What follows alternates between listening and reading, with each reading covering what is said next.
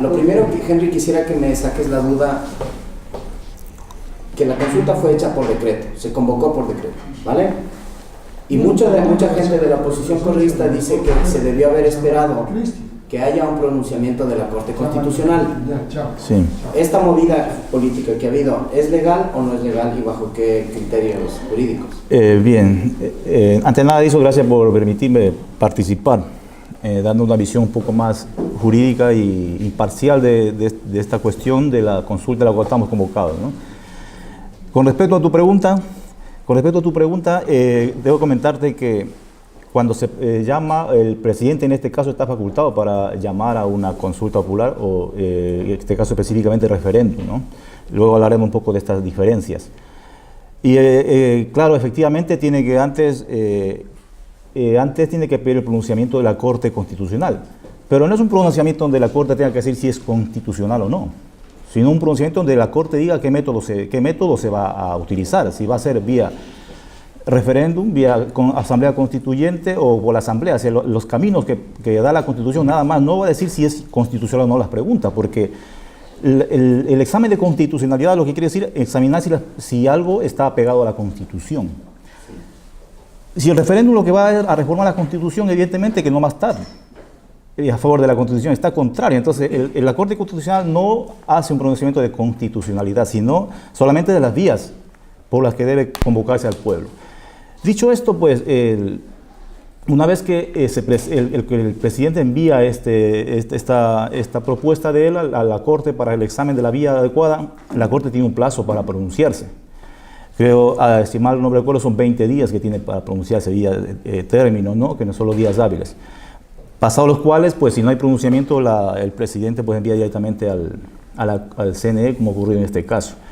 Ahora, ¿qué es el argumento que se esgrime o se escucha por ahí de que la Corte, al recibir esta solicitud del presidente, también ha recibido unos amicus curiae, que se llama una solicitud, o unos escritos que presenta una persona que tiene interés en el asunto que se va a ventilar en la Corte Constitucional? Entonces, la Corte dice que por cada amicus curiae, en función de los folios o de la extensión, se puede prorrogar el término.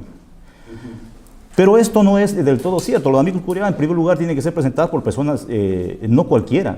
El amicus curiae viene a ser un modo de orientación en este caso a la Corte Constitucional. Tendría que ser una persona con conocimientos bastante técnicos en el asunto. No cualquiera pudiera presentar un amicus curiae.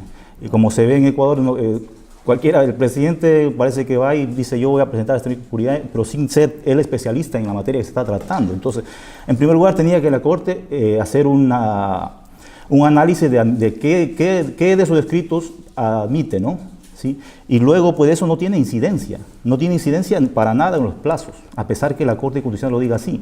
Por eso el presidente, cuando envía los decretos, dice que como la Constitución está por encima de la ley, y lo que dicen eso, que hay que esperar que se cumpla el plazo por cada amicus curiae, está en la Ley Orgánica de Garantías Jurisdiccionales y Control Constitucional, entonces por debajo de la Constitución. Y la Constitución lo que dice simplemente es que la consulta a la Corte es para que establezca las vías necesarias, nada más. ¿Qué vías? Eso es todo. Entonces, no se pronunció y el presidente, por ende, manda los decretos directamente al CNE para que ya ejecute, ¿no? El CNE solo tiene que revisar que se ha cumplido todo y dar paso adelante, como ha ocurrido en este caso. ¿Y cuáles son las preguntas de la consulta? Sí, nosotros tenemos en este momento, bueno, pasando ya lo que son las preguntas que tenemos nosotros en el escenario, ¿no? Ahora lo que toca es, tenemos ya unas preguntas que están puestas a nuestra consideración para que nos pronunciemos en la consulta de febrero, ¿no?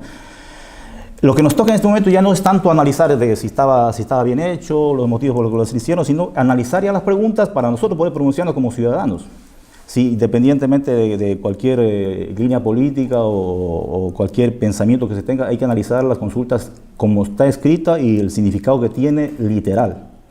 Entonces, tenemos nosotros ahora sobre la mesa, pues, 5 preguntas que están mediante referéndum y 2 preguntas que están mediante consulta popular. ¿Cuáles son las de referéndum y cuáles son las de consulta? Bien. Hasta ahí es necesario hacer una puntualización. Mucha gente se preguntará, o incluso a veces personas que también estamos en este ámbito, a veces no tenemos claro la diferencia entre un referéndum y una consulta popular, ¿no? El referéndum es básicamente cuando se va a reformar la Constitución. Y cuando nosotros nos preguntan algo mediante referéndum, nos están poniendo a nuestro criterio ya unas leyes, ya un texto legal que nosotros vamos a aprobar. O sea, nosotros estamos haciendo las veces de asamblea. En la asamblea se tramita la ley y se aprueba la ley, ¿no? En este caso, el presidente, como sabe que no va a tener la mayoría o el apoyo suficiente en la asamblea, pues directamente redacta las leyes, las preguntas, lo que sea, y pone a consideración del pueblo para que lo apruebe. Directamente se aprueban lo que en el texto viene estipulado en los anexos. O sea, vamos a aprobar una ley nosotros. Esta ley, una vez que se apruebe, si es sí, directamente va al registro oficial y se hacen los cambios. Si es no, pues no pasa nada. Pero vamos a aprobar una ley en el referéndum, unas leyes, unos artículos en el referéndum. En cambio, en la consulta popular tenemos solo 2 preguntas. En este caso, lo que el presidente solicita al pueblo es lo siguiente. El presidente tiene una idea, dice, yo creo que la ley de plusvalía hay que derogarla y reformar o expedir otra. O yo creo que la zona intangible del Yasuní tiene que ampliarse. Dice, antes de lanzarme en el proyecto de reforma legal de los procesos, hablando en nombre como presidente, ¿no? Y voy a preguntar al pueblo. Le consulta una iniciativa que él tiene, para que el pueblo se pronuncie y dice, sí, estoy de acuerdo, está bien su iniciativa. Más luego él tiene que proceder con los cauces legales a hacer de plasmar esa iniciativa. No vamos a aprobar ninguna ley. El caso de ni aprobar ni derogar directamente ninguna ley. Solamente le decimos al presidente que sí estamos de acuerdo con lo que él piensa, nada más. Contrario al referéndum, en lo que sí que él pone en nuestra consideración unos artículos ya directamente que tienen que cambiar. Ese es el matiz. Bien. Ya. ¿Cuál es la pregunta número 1? Analízale desde el punto de vista jurídico. ¿Qué vamos a votar en la pregunta? Bien. En esto es importante porque yo cuento una anécdota de la importancia de conocer las preguntas desde un punto de vista imparcial. Y yo antes que nada te felicito a este partido, Izquierda Democrática, por tener esta iniciativa de divulgar a la ciudadanía el contenido de las preguntas, pero desde un punto de vista imparcial, sin tergiversar ni utilizar a su conveniencia, ¿no? Simplemente analizarlo desde un punto de vista imparcial. Porque yo cuento una anécdota que, comentando en mi casa de estas charlas que iba a dar, como siempre se comienza en la casa, a pesar que mi mujer escucha siempre todos los días las consultas y todo, y me pregunta y dice, ¿y de qué mismo va a hablar? No sé qué mismo es lo que voy a votar. O sea, se escucha, pero no se sabe qué es lo que se va a votar. Porque solo escuchan a un partido político, a otro partido político hablar de acuerdo a su conveniencia utilizando. Entonces yo, aparte de que ustedes luego puedan utilizar, hacer campaña por el no, pero ustedes están apostando por informar a la ciudadanía de una manera imparcial. Entonces eso yo le felicito a todo el movimiento, en especial a ti, Edison, por permitirme poder a través de este medio pues hacer este análisis de las preguntas. Dicho esto, empezamos con la primera pregunta del referéndum. Sin olvidar que vamos a aprobar ya una ley, y aprobar ya, no una ley en su conjunto, pero ya un artículo que tiene que ir directamente. En la primera pregunta nos dicen, o nos ponen a nuestra consideración, si dice textualmente, ¿está usted de acuerdo en que se enmiende la Constitución de la República del Ecuador para que se sancione a toda persona condenada por actos de corrupción con su inhabilitación para participar en la vida política del país y con la pérdida de sus bienes según lo dispuesto en el anexo? ¿Qué nos toca aquí nosotros ante esta pregunta? Valorar si con la ley actual que tenemos, por ejemplo, que no permiten estas situaciones de inhabilitar a participar en la vida política, si ahora al aprobar esto, ¿mejoraríamos en algo? ¿No lo mejoraríamos? ¿Sería esto un punto de, digamos así, de que la persona que quiera cometer actos de corrupción se lo piense 2 veces antes de hacer? Si con la pérdida de sus bienes, según lo dispuesto en el anexo, ¿qué dice en el anexo la pérdida de sus bienes? Que se responderá con sus bienes hasta el monto total de los daños causados y de los perjuicios causados, y responderá con sus bienes hasta ese monto. Entonces, quiero llegar al texto para ver un momentito.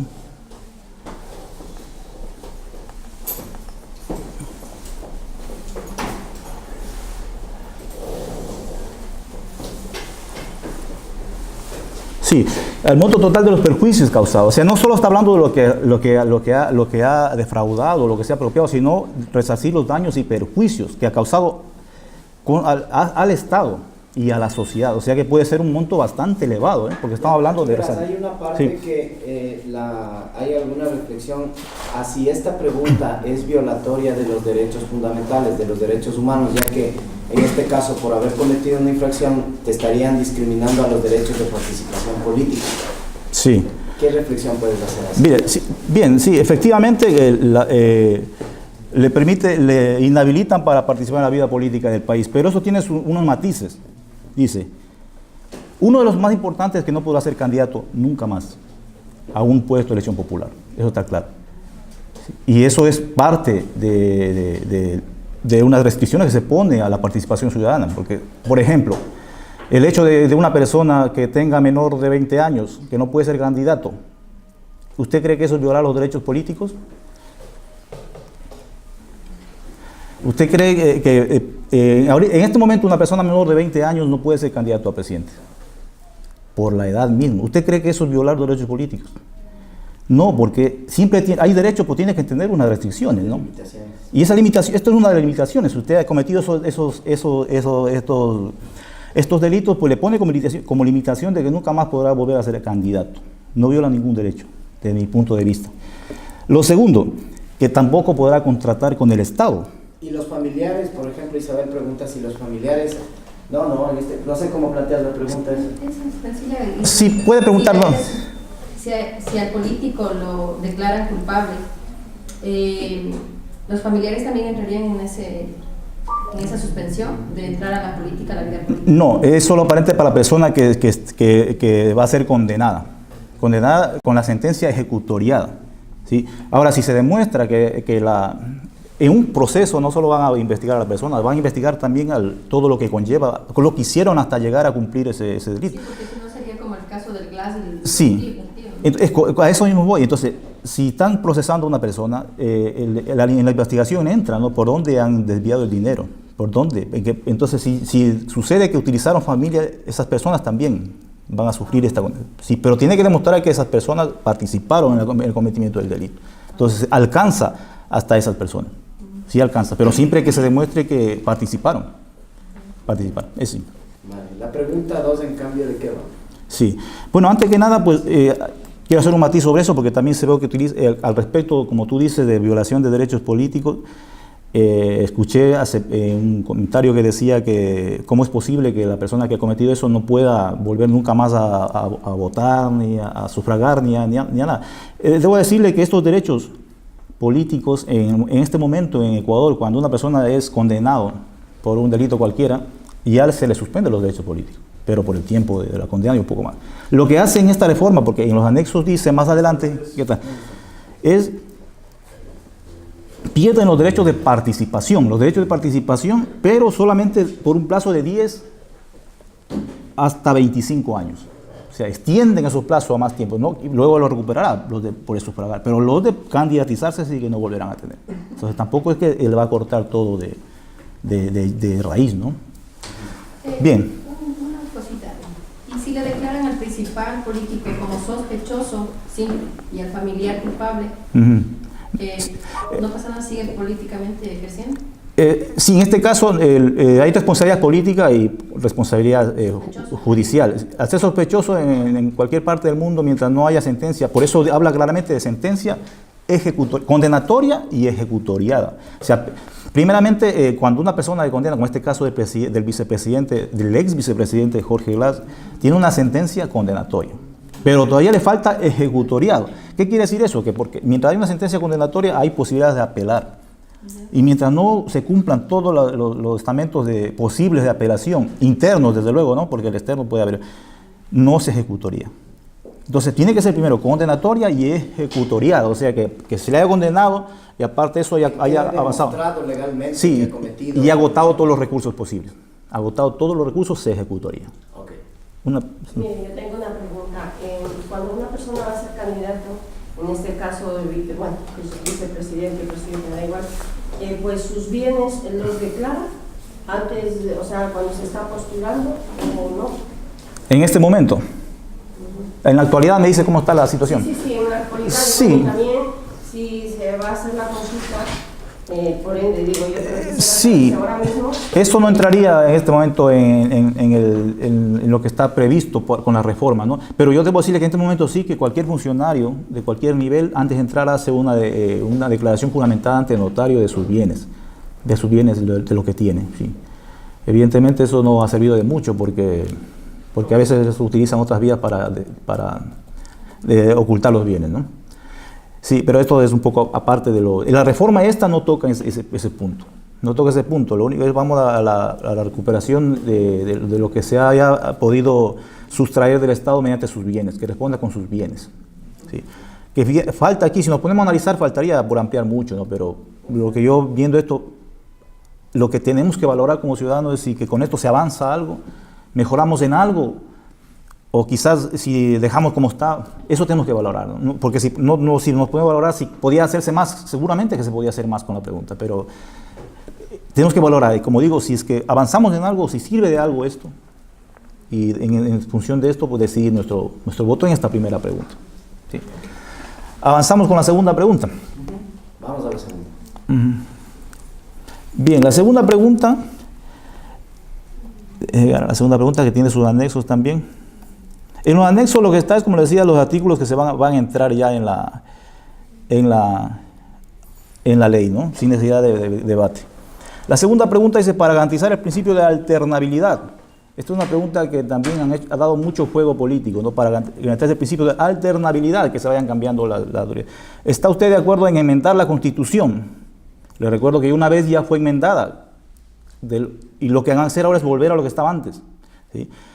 De la Constitución de la República del Ecuador, para que todas las autoridades de elección popular puedan ser electas por una sola vez para el mismo cargo. Ojo, que está diciendo para el mismo cargo, ¿eh?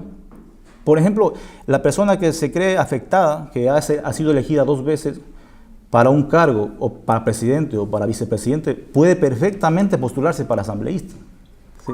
Sí, eso hay que tenerlo claro, no están cortando como dice que me quieren la muerte, que me quieren va contra mí, no va contra nadie. Es lo que están es previniendo de que una persona no se eternice en el poder, ¿no? Entonces se dice, del Ecuador para que toda la autoridad de elección popular puedan ser electas por una sola vez para el mismo cargo, recuperando el mandato de la Constitución, porque en la Constitución de Montecristi ya estaba eso, reelección por una sola vez para el mismo cargo, ¿sí? Y dejando sin efecto la reelección indefinida aprobada mediante enmienda de la Asamblea. ¿Qué es lo que tenemos que valorar nosotros en esta pregunta? Nosotros creemos que nuestro país está preparado, porque aquí en España, por ejemplo, los presidentes pueden postularse libremente, pero en cambio estamos hablando de otro sistema en donde las autoridades o los poderes del Estado tienen suficientes contrapesos y controles. Lo que tenemos que valorar es si nuestro país está preparado para tener este tipo de sistemas, o tal vez creemos que puede venir una persona y controlar todos los poderes y quedarse ya de por vida, aunque haya elecciones, porque tiene controlado todos los poderes y por ende, aunque haya elecciones, seguirá en el poder, porque este artículo le permite en este momento eso. Eso tenemos que valorar, si nuestro país está preparado para tener este sistema, o quizás. Aquí hay una reflexión que se hace de parte de quienes apoyan la tesis del no, es que hay una restricción de derechos porque no te permiten elegir a una dignidad que antes ha sido ya funcionario, ¿me explico? Sí. Que, por ejemplo, el hecho de que no le puedan volver a elegir a Correa presidente es una, digamos, una disminución de los derechos de los electores, de los políticos de las elecciones. Sí, sí, sí. Este giro que le dan, que es más bien de tipo lingüístico, ¿crees que tiene algún cimiento jurídico? Se puede aplicar para la reflexión de la primera pregunta. Siempre los derechos tienen que tener sus restricciones, tiene que tener no puede ser abierto a todos, ¿no? Hay ciertos tipos de derechos que sí, pero algunos que es necesario poner un límite a esos derechos. Entonces aquí no es del derecho de la ciudadanía elegir a quien quiera porque se pueda postular él mismo para la siguiente vez. El derecho de los ciudadanos de elegir a su libre elección, elige a su libre elección, pero a las que se ponen. La libre elección sería si yo puedo decir, mire, yo quiero que él sea el presidente, sin que se postule. Entonces también eso es relativo, ¿no? Libre elección, pero relativa. Libre elección es que yo pueda elegir en este momento, por ejemplo, al que yo quiera. Pero si de ustedes eligen a 2 y yo puedo elegir solo entre los 2, ¿tú crees que haya libre elección ahí? Sí, no, entonces es lo mismo. La libre elección sería que si yo puedo elegir de entre todo el conglomerado, pero no puede ser así. Entonces tiene que poner una restricción, ¿no? Hay libre elección, pero de las personas que los partidos o los movimientos elijan para que el resto de ciudadanos los vote por ellos. Sí, entonces todo tiene un límite. Sí, no se puede hablar así en ese sentido libre, desde mi punto de vista de restricción de derechos. Okay. Al respecto de esto, ¿tienen alguna inquietud quizás de las personas de aquí? Antes que nada, agradecerles por la presencia. Bien, entonces pasamos a la tercera pregunta. Sí. Dice, ¿no? Por ejemplo, disculpen, mi nombre es Víctor, un placer a todos y he llegado un poco tarde para la primera pregunta, me hubiera gustado hacer algunas preguntas. Al final podemos un poquillo. Paso a la segunda pregunta. Por ejemplo, yo no soy un contrario al correísmo, que he estado 10 años, que todos sabemos que he hecho barbaridades, ¿no? Un saqueo total del Ecuador. Bueno, por ejemplo, ¿qué de malo tiene, no, si un candidato, ya sea, puede ser prefecto, gobierno, lo que sea, ¿no? Alcalde, lo que sea, si hace bien las cosas, puede estar 10 o 15 años? Sí. No pasa nada ahí por mí, Sí. en mi opinión, perfecto, ¿no? Hasta ahí. Sí, le entiendo, sí.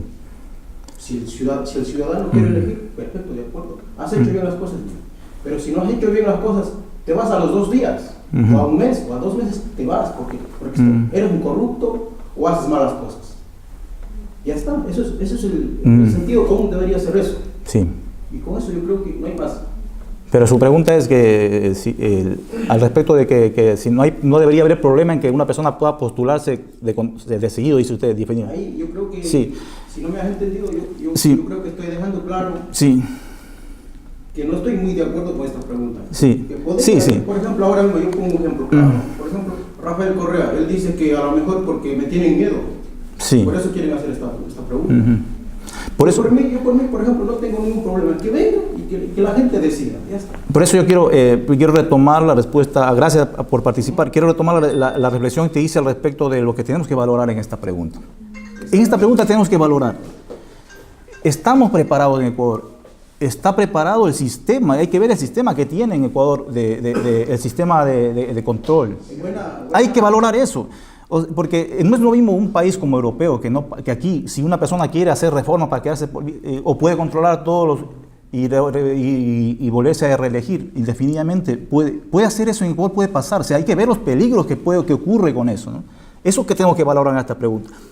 Eso hay que valorar en esta pregunta. Le voy a hacer un análisis, por ejemplo, que siempre he hecho, ¿no? Por ejemplo, yo digo con todo el respeto, ¿no? Con todo, ¿no? Yo digo a nivel global, ¿no? Las mayorías ignorantes. Por ejemplo, solo vemos a lo mejor que sea un alto, un de ojos verdes, que sea guapo, o que sea de corbata, así. Y no vemos, como estamos analizando ahora, lo que hace las cosas. O sea, vamos a los hechos ahí. Entonces, las mayorías, como acaba de decir usted, dice, claro, yo por mí completamente de acuerdo, empezando desde mí, no estamos preparados la gente de Ecuador. Sí. Pero este es un paso grande. Si nosotros comenzamos a participar así es un paso grande. Y analizar sin apasionamiento y sin tratar de direccionar a la persona para que vote en favor de un voto político, entonces yo creo que con eso, de eso se trata esto, ¿no? De que entendamos lo que quieren hacer y las implicaciones que puede tener el votar por el sí, o si estamos de acuerdo en que estamos bien así como estamos, el no, ¿sí? De eso se trata eso. Yo creo que es un buen paso. Es como la primera pregunta, más o menos, es un buen paso. Sí. Se puede hacer mucho. Sí. Bien, gracias por la dirección. Avanzamos con la tercera pregunta, ¿no? Avancemos. Sí, porque vamos a ver. La tercera pregunta dice, ¿está de acuerdo en enmendar la Constitución de la República del Ecuador para reestructurar el Consejo de Participación Ciudadana y Control Social? Sí, esto tiene bastantes lecturas. Pero ayer escuché una lectura bastante tendenciosa que le hacían de esta pregunta. Lo que quieren hacer aquí básicamente es instaurar un consejo de transición para que, como hicieron ya en el 2011 con la judicatura, para poder reestructurar el sistema judicial, lo hicieron en ese momento la justicia. En este momento lo quieren hacer para reestructurar el poder de transparencia y control social. quieren reestructurar ese poder del Estado mediante esta pregunta. ¿Sí? Entonces lo que nosotros aquí tenemos que valorar es, necesitamos nosotros que ese poder de transparencia y control social se reestructure y se cambie el modelo de, por ejemplo, de elección, porque hasta ahora son de elección por el presidente. El Ejecutivo propone, y la nueva propuesta es de que sea mediante voto. Entonces nosotros tenemos que valorar, antes que nada, ¿quiénes conforman la función de transparencia y control social? Lo tengo aquí en la tercera pregunta, perdón un momentito. Bien, la función de transparencia y control social está compuesto por la Defensoría Pública, la Defensoría del Pueblo, la Contraloría, las Superintendencias y el Consejo de Participación Ciudadana y Control Social. O sea, son ejes estratégicos del control a la corrupción, del control del gasto público. Entonces, lo que tenemos que ver nosotros en esta pregunta es analizar, las autoridades que están puestas hasta ahora han hecho su papel, han cumplido su papel, han logrado contrarrestar la corrupción, o necesitamos una reestructuración. Eso es lo que tenemos que hacer en este momento. Y en función de eso, votar por el sí o por el no. Yo no, porque yo creo que sí han trabajado bien. Está bien, la corrupción está en niveles normales, creo que está bien. O si no, digo, no, yo creo que le falta control y falta un mecanismo de designación más efectivo. Eso es lo que tenemos que nosotros valorar. Y al respecto, lo que dice aquí es, ese consejo, si es que se vota por el sí, un consejo de transición asume las funciones de los actuales, los cesa, del Consejo de Participación Ciudadana. A los consejeros los cesa, y esta persona, este consejo de transición pasa a evaluar el desempeño de las autoridades que ellos nominan. ¿Qué autoridades nomina el Consejo de Participación Ciudadana? Todos los que he nombrado antes. La superintendencia, el Contralor, la Defensoría del Pueblo. O sea, si gana el sí, ese Consejo de Transición que se instala pasará a evaluar el funcionamiento de estas autoridades, si están haciendo bien su trabajo, y podrá destituirlos si es que no, y elegir a otros nuevos representantes. Pero en este caso hay que hacer énfasis que las nuevas elecciones del Consejo de Participación Ciudadana va a ser mediante voto. Y no solo voto, sino voto que no coincide con las elecciones presidenciales, en elecciones que coincidan con las regionales, con las seccionales, lo cual es muy bueno también para que no se haga campaña mediática pareja. Y otra cosa importante también, que ya no va a ser, este Consejo de Participación Ciudadana ya no va a poder ser propuesto por partidos ni movimientos políticos, ni siquiera pueden ser afiliados, va a ser propuesto por la sociedad, como el nombre lo decía antes, Consejo de Participación Ciudadana y Control Social. No puede ser este Consejo de Participación Ciudadana de Control Social el representante del pueblo si son elegidos por el Ejecutivo. Tiene que representar al pueblo. Eso es lo que tenemos que valorar, lo que en esta pregunta va a poder hacer, y nosotros ver si está bien como está ahora o si necesita el cambio. ¿Sí? Al respecto de esto, quizá alguna inquietud. Por ejemplo, verás, ¿tú crees que desde el punto de vista jurídico era necesario crear un quinto poder? En este caso, vamos a ver, yo personalmente creo que hemos creado ahí un artefacto para controlar a quienes deben fiscalizar el dinero público, porque estamos viendo, el ejemplo más claro es lo de Odebrecht, o por ejemplo lo de la refinería del Pacífico, que se pierden 1.200 millones de dólares y nadie dice nada, como que se pierden 400 sucres, ¿no? Entonces, creas otro poder, pero en realidad es pura cáscara, porque ni han operado, ni han sido eficaces en controlar el dinero. Entonces tú, desde la perspectiva jurídica, desde el constitucionalismo, ¿crees que es necesario que exista el quinto poder? Como se puede, analizando el panorama global, yo creo que es difícil encontrar otro país donde haya tantos poderes del Estado. Incluso algunos tienen menos. O sea, es muy difícil encontrar. ¿Por qué? Porque mientras más haya, más elementos haya, es más difícil controlar. Más difícil controlar.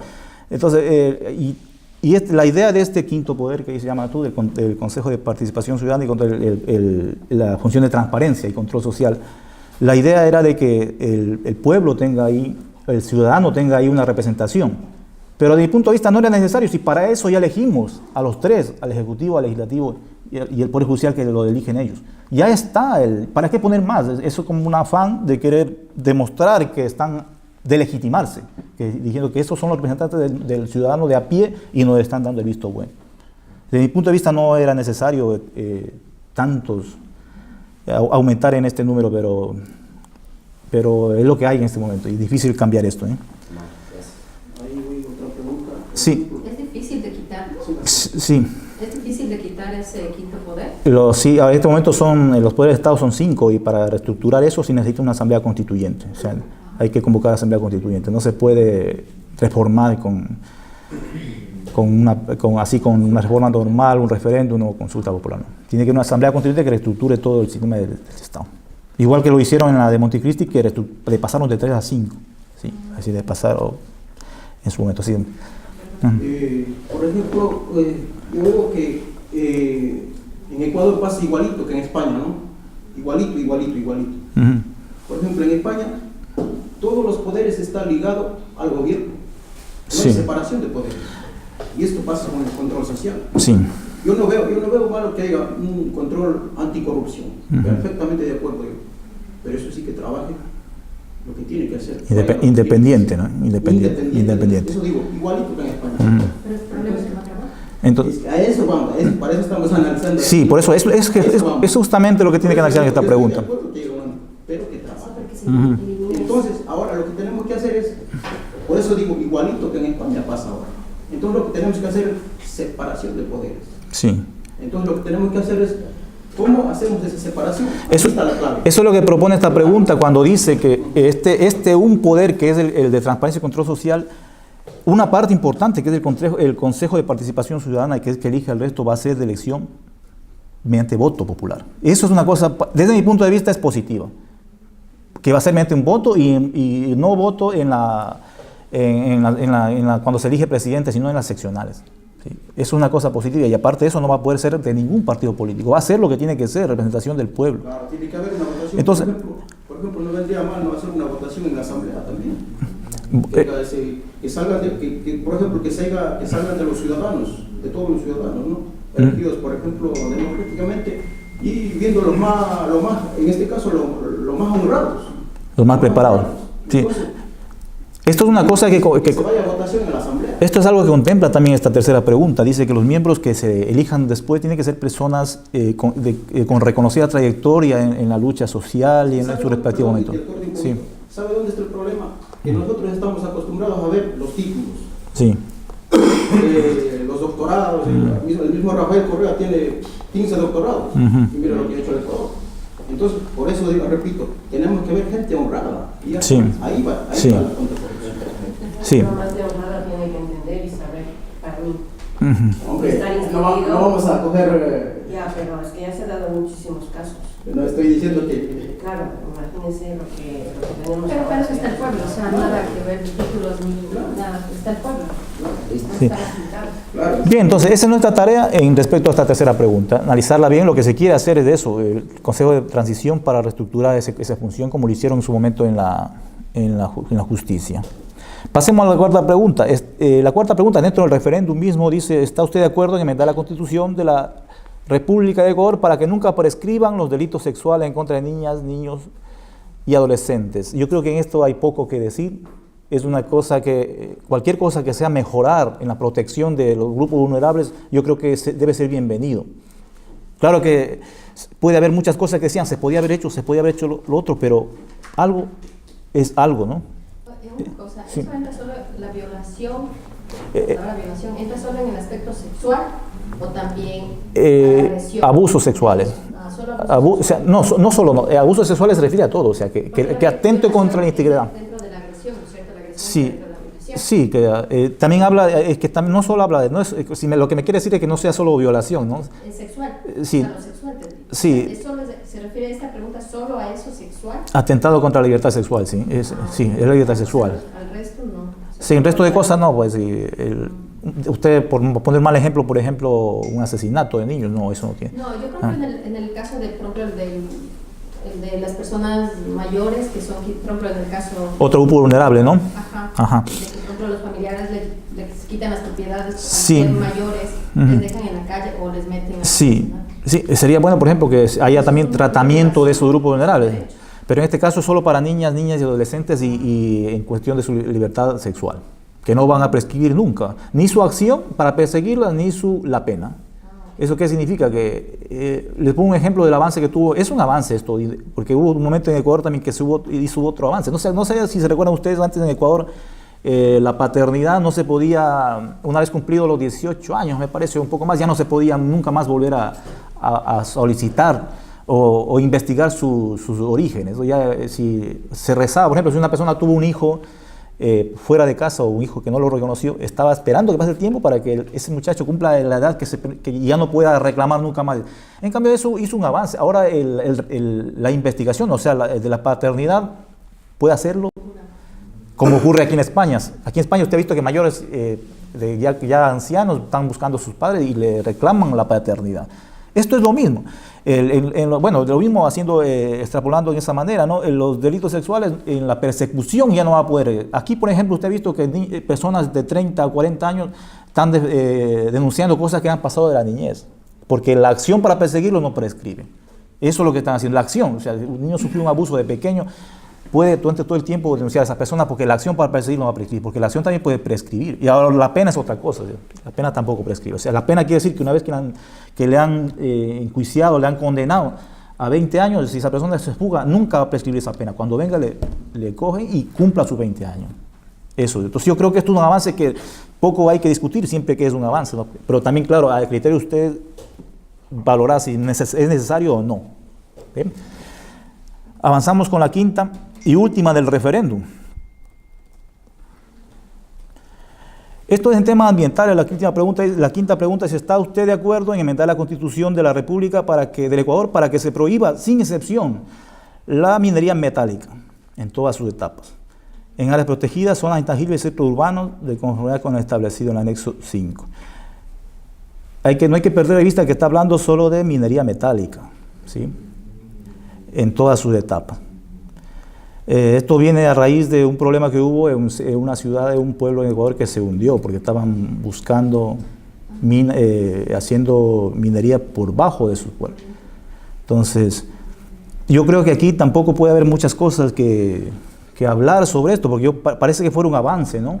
Mientras te pueda prohibir este tipo de cosas, más que nada en las zonas protegidas y zonas intangibles, ¿no? En las intangibles ya sería un sacrilegio que las toquen, pero en zonas protegidas también, ¿no? ¿Qué son las zonas intangibles? Esto viene, ahora con la pregunta de Yasuní te explico las zonas intangibles, ¿sí? Okay. Porque tiene que ver eso con Yasuní, zonas intangibles. Esto es las 5 preguntas del referéndum. Nosotros vamos a aprobar lo que está en el anexo. La ley esa, una vez que se aprueba o no, si se aprueba van directamente a formar parte de nuestro ordenamiento jurídico. Si no se aprueba, pues no pasa nada. Estas son el referéndum que nos ponen a nuestra consideración. Bien. Y pasamos a las 2 últimas, que son de la consulta popular, que como ya he adelantado, no es que vamos a aprobar leyes, sino vamos a dar visto bueno a la iniciativa sobre 2 aspectos del presidente. El primer aspecto en el que vamos a dar el visto bueno, sí, estamos de acuerdo que sea, es sobre la polémica ley orgánica para evitar la especulación sobre el valor de tierras y fijación de tributos.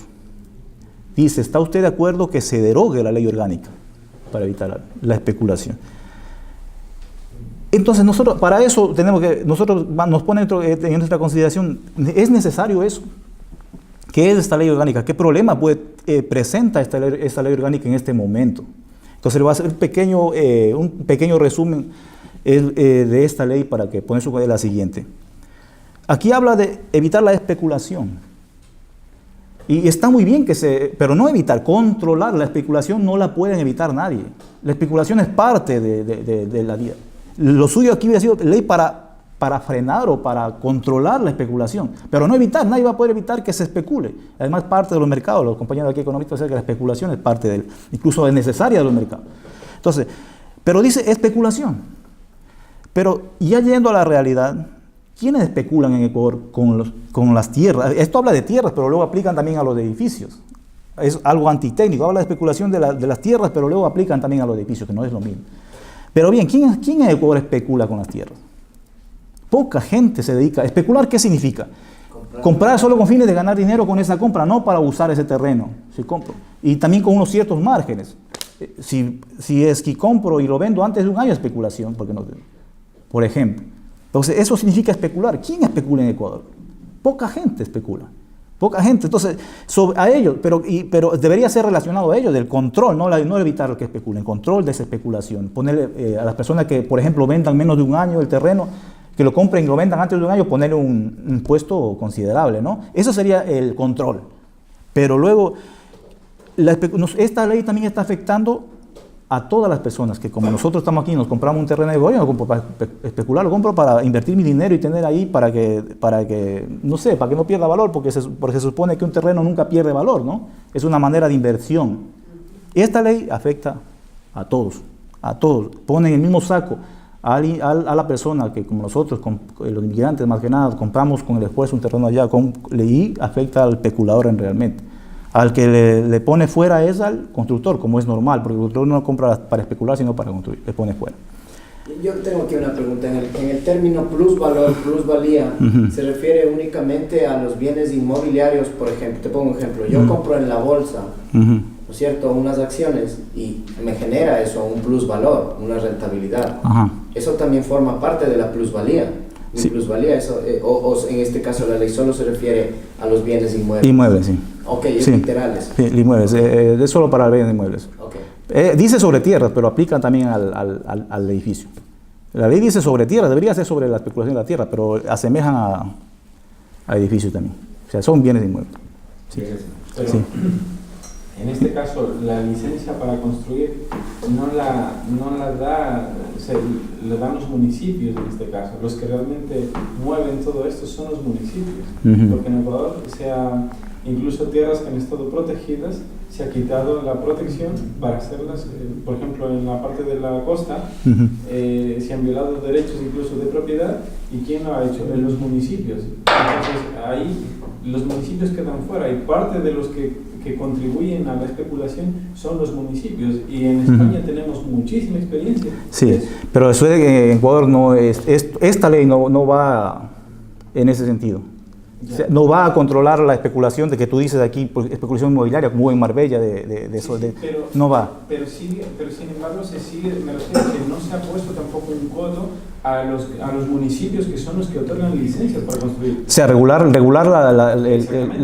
bueno, se hizo algo importante, que sí se hizo algo respecto a eso. ¿Qué es lo que se hizo? Que una cosa que fue, desde el punto de vista positivo, fue si que quieren hacer un terreno a ser urbanizable, tiene que tener antes los bienes y servicios disponibles. No como antes que partían y vendían y tú búscate la vida sin agua, sin luz. No, tiene eso tendría más bien que ver a la ley. Sí, no tiene nada que ver. Esto es a nivel general de los ingresos que por comprar y vender no controla. Lo que él dice tiene razón. Si quieres evitar la especulación, tendría que haber entrado todo eso. Eso es especulación. Eso es especulación. Pero no, eso no controla. Controla la ganancia que pueda tener por comprar y vender un terreno, sea cual sea quien sea. Solo por vender, por ejemplo, yo tengo un caso personal ahora mismo que solo por vender tengo problemas. Sí, por eso te digo, eso entra, pero desde mi punto de vista, eso es lo que tenemos que valorar. Está bien esta ley, porque esta ley no quiere decir que si pone sí, no quiere decir que el gobierno va a derogar esa ley, sino, como le he dicho, no es ninguna ley, sino el gobierno dice, bueno, así el pueblo, si gana el sí, dice el pueblo cree que esta ley está mal, hay que hacer otra para que derogue a esta. Y ahí van a entrar las propuestas de cada uno de ustedes. Por ejemplo, ahí podría entrar la propuesta de él, vamos a controlar también eso. O sea, ahora va a entrar eso. Si este es el punto de partida que se le da al gobierno para que diga, sí, vamos a trabajar ahí. O si no, en resumen, es cargarse la ley esa. Tiene que cargársela, porque está mal hecha desde mi punto de vista. ¿Y habla de la retroactividad o no? En esta. Sí. Por lo general no hace falta que hablen de retroactividad o de ultraactividad, porque las leyes por lo general es para lo venidero. Tendría que, por ejemplo, eso es una cosa que tendría que hacer en la mesa de trabajo, decir, mire, que se procure que lo de atrás no vale para nada, ¿sí me entienden? Para que no afecte a las personas que están bajo esta ley en este momento, que han comprado bajo esta ley. Porque si hay un periodo de transición, los que han comprado bajo esta ley tendrían que sujetarse a esta ley, porque por más que esté derogada, la ley tiene un periodo de transición. Entonces sí sería bueno, eso que tú mencionas, de que si se hace algo nuevo, procurar poner eso de que no se afecte a estas personas, que afecte a que se deje a un lado. Pero esto entonces, bueno, para entenderme, bueno, ya te comprendí ahorita, pero entonces hay que decir sí a esa pregunta. Tienen que valorar ustedes. Yo les voy a decir, si dicen sí, el gobierno va a decir, el pueblo se ha pronunciado que hace falta, y va a coger y va a hacer una mesa de trabajo y van a ver una nueva ley. Cuando expidan esta será derogada. Ahí se podría meter en la vida. Correcto. Pero, por ejemplo, vale, me parece bien que se deroguen estas cosas, ¿no? Pero, ¿para dónde apuntan las propuestas? O sea, no sabemos nada. Porque es una consulta popular y en la consulta popular solo él pone una iniciativa. Y las propuestas las ideas que él tenga, luego tendrá que tener tratamiento en la asamblea, en las mesas de trabajo, todo eso, ¿sí me entiendes? Luego esto va, o sea, luego de la reforma de esto se vuelve a hacer otra consulta para validarla. No. Le estamos dando el visto bueno, le estamos dando el apoyo. Es una carta en blanco como la carta de Montecristi en este caso también. Bueno, no a ese nivel, pero para trabajar en una reforma, ¿eh? Entonces aquí sería importante la participación de todos para la conformación de la nueva ley. Bueno, todo eso tiene que valorar. Lo que dice el compañero también tiene que valorar. Al hacer esta ley pueden coger unos derroteros diferentes más perjudiciales incluso, no se sabe. Pero él tiene una iniciativa de que esta ley puede estar... Ahí, por ejemplo, yo creo que ahí va mucho, ¿no? Ligado a los impuestos. Es impuesto mismo. En esa situación, por ejemplo, yo creo que se está llegando me han dicho, me han informado, no sé, hasta el 75%. Llega al 75. Más o menos, ¿no? Llega al 75, sí. Okay. Sí. Entonces, tan mal hemos hecho las cosas, ¿no? Lo hace, no sé por qué motivo se ha hecho. Yo a veces también pienso lo mismo. Que no hay capacidad, no hay, yo no sé. Mira, ¿en qué país del mundo algo se graba con el 75%? Es confiscatorio eso ya. Aquí hubo problemas por eso. Aquí hubo una... ¿En serio? Pero los rendimientos del capital inmobiliario. Los movimientos financieros. Los financieros son por lo general más afectados siempre. Están afectados en Singapur, Sí. también, pero claro, sobre la base de 10 millones. Pero aquí hay que ver que estamos hablando de quizás de un bien de primera necesidad, que es el afán de todas las personas, tener un terrenito y una casita. Entonces, afecta, por ejemplo, a la compra sí, de una vivienda. claro. Que si me dices 2 viviendas, como el caso aquí en España, Correcto. debería estar fuera de eso. Eso a partir mismo. de una tercera vivienda, Eso mismo. ya podemos regular lo que quieras, ¿no? Pero a partir de una tercera vivienda, porque Justo. una vivienda realmente con esta ley se está convirtiendo en un lujo para mucha gente. Correcto. Justo. Tanto para venderla como para comprarla. Sí, de los dos lados tiene la... Mucha gente, ¿qué hizo? Valoró su casa en la inscripción en el registro de la propiedad sobre un precio muy bajo para evitar impuestos. Ahora que quieren vender, tienen que tributar prácticamente todo en impuestos, incluso por encima de lo que ellos llegaron a pagar. Sí. O sea, es confiscatoria, es una medida de manga dulce. Sí, como bien dices, tenía que haber puesto, es bastante antitécnica, ¿no? Por ejemplo, dejar a salvo la primera vivienda, por ejemplo. Decir, mira, a partir de la segunda ya usted la vamos a poner, pero la primera se supone que es vivienda de la persona, de primera necesidad. Estamos hablando de que donde uno, como dicen vulgarmente, tener donde meter la cabeza. Y esto no hace diferencia, tiene ese problema. Esta ley tiene ese problema que no diferencia nada. A todos al mismo saco, todos en Ecuador, especuladores ahora en este momento, todos. Entonces tenemos que analizar esta situación. Para terminar esta pregunta, vamos a ver lo que es zona intangible. Un momentito, por favor. La segunda pregunta ya de la consulta popular. Dice, ¿está usted de acuerdo en incrementar la zona intangible en al menos, quiere decir que puede ser más, 50.000 hectáreas, y reducir el área de explotación petrolera autorizada por la Asamblea del Parque Yasuní de 1.030 a 300? ¿Qué quiere decir esta pregunta? Actualmente en Ecuador tenemos la zona intangible de Yasuní, por ejemplo, que está alrededor de 1 millón de hectáreas, me parece. La zona esta de... ¿Cómo no? No es la zona, la otra diferencia que tú me dijiste, ¿cuál era? La área protegida. El área protegida. Es área protegida y de Yasuní más o menos 1 millón de hectáreas. Pero la zona intangible, ¿qué quiere decir? Técnicamente intangible quiere decir que no se puede tocar. Un activo intangible es algo que no lo puedes tocar. Tiene valor que no tiene materia, digamos así. Pero en este caso, a efectos, le ponen intangible con ese mismo sentido, que no lo vas a poder tocar, a pesar que está ahí, pero que no lo puedes tocar por nada del mundo. Y en Ecuador la zona intangible es algo más o menos de 600.000 hectáreas, me parece que está, de todo el parque, que es protegido 1 millón, por decir, más o menos por ahí va, 600.000, 650 veces que es intangible, eso no lo pueden tocar nadie. Y lo que quiere decir esto, que esa zona intangible, que nadie lo puede tocar, va a ser por lo menos en 50.000 hectáreas, puede ser más.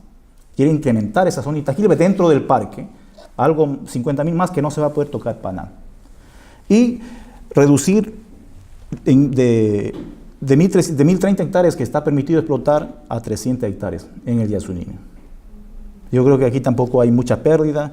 El único problema podría haber sido esos términos de zona intangible y área protegida, ¿no? El zona intangible es lo que no se va a poder tocar. En la zona intangible no está la explotación. La explotación petrolera no está que se autorizó, no es en la zona intangible. Esa zona intangible no la puede tocar nadie. Por eso es importante ese matiz. Saber lo que es una zona intangible y saber lo que es área protegida. Bien. Por ejemplo, yo entiendo, ¿no? Por ejemplo, ¿se puede tocar un río? ¿Tocar en qué sentido? El río es propiedad del Estado. O sea, por ejemplo, explotar, quiero decir, no explotar. ¿En qué sentido? Pero minero. Claro, minero. No, ahora en este momento está bien regulado la explotación minera en el cobre. Por ejemplo, los lagos. Eso, todo estas son zonas de propiedad del Estado. Y el Estado tiene que dar la autorización para todo eso. Y eso viene al hilo más o menos de lo que decía él, el compañero, respecto a las riberas del río, de los mares, también tienen ese tipo de... Y, sin embargo, aquí autorizaron la construcción en esa zona que no deberían haberse autorizado. Por ejemplo, en el sector de Undaime, ¿no? Ahí derribaron casas, echaron familias, les reprimieron, les pegaron, les dieron unas palizas. ¿Con eso qué va a pasar? ¿Con eso qué hacemos? Vamos a seguir. No se toca eso, no se toca en eso en esta parte. Solo habla sobre la... Eso fue una represión criminal. Criminal, para mí criminal. ¿Pero para qué es más o menos un análisis más o menos. Pero para explotar algo hicieron eso. La minería, ¿dónde están los... Eso está en la pregunta de la minería, de que en zonas pobladas no se podría la minería, pero solamente metálica. Con esa pregunta estarían prohibiendo eso, con la pregunta de la minería metálica. Exactamente eso. Sí. Esto es todo, compañeros. Yo creo que de esta manera podemos nosotros formar una pequeña idea de qué puede ser esto.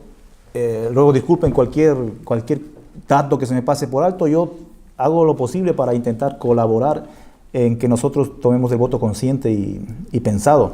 Y agradecer una vez más y felicitar una vez más a Izquierda Democrática por tener esa iniciativa, de invitarme y poder compartir esta visión de las preguntas para poder hacer un voto consciente y adecuado. ¿Un minuto más? Sí, un poquito. ¿No? Ya, solo una cosita. Yo tengo hagas una apreciación del ámbito de lo político y lo jurídico, lo que tiene que ver con la técnica jurídica y la política. Porque, por ejemplo, el compañero hace una reflexión buenísima con lo que pasó en Tundaime, pero eso ya pertenece más al ámbito político. ¿Entiendes? Claro sí. Que tú en tu caso has dado una apreciación puramente técnica, jurídica, pero detrás también hay un contenido político. En este aspecto, ¿cómo evalúas tú eso? Para hacer una decisión, para tomar una decisión al respecto a esto, ¿tú quieres una opinión del político, si está bien políticamente? Sí. Porque no se puede desvincular, por ejemplo, la consulta del ambiente político que sí. pasa ahora. Sí, claro que no se puede vincular la consulta. Pero en ese aspecto, sinceramente, yo prefiero no entrar porque es muy amplio. Y yo tengo mis propias posturas y mis propios criterios. Y no quisiera, de alguna manera, hacer injerencia en direccionar hacia algún lado la consulta. Yo tengo mis criterios que muchas veces, pues, claro, como cualquiera, no tiene su propio criterio. Y no quiero yo, digamos así, aprovechar de estar aquí para poder direccionar a alguien o poder influenciar. Por eso quisiera dejar aparte la parte política. Perfecto. Eso ya le gusta. Una sola pregunta. Sí. En el libro escrito de Jorge Galarza, El festín del petróleo, y hace 50 años Texaco ya perforó el Yasuní, en el parque de Yasuní. Y nosotros hicimos los primeros pozos que se dejaron tapados. Son 22 pozos los que quedaron tapados. Mi pregunta es la siguiente: si tenemos un área, por decirlo, de 400 hectáreas que ya están explotadas y que hoy está produciendo ese petróleo, está saliendo por el mismo parque del Yasuní, donde quiere decir intangible. Eso se entró por el río Napo, se hizo con los helipuertos, pero hoy hay carreteras, ya tenemos la contaminación hecha.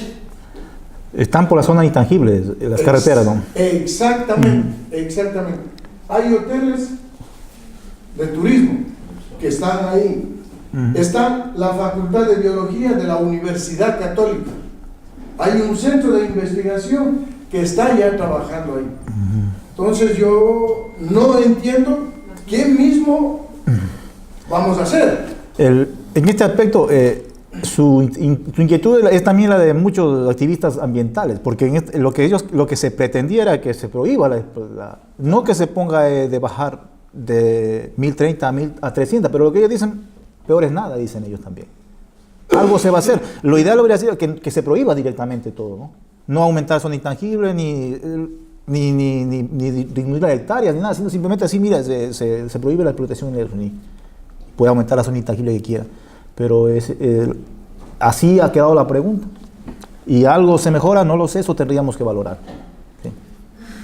Les agradezco mucho por la atención. Gracias.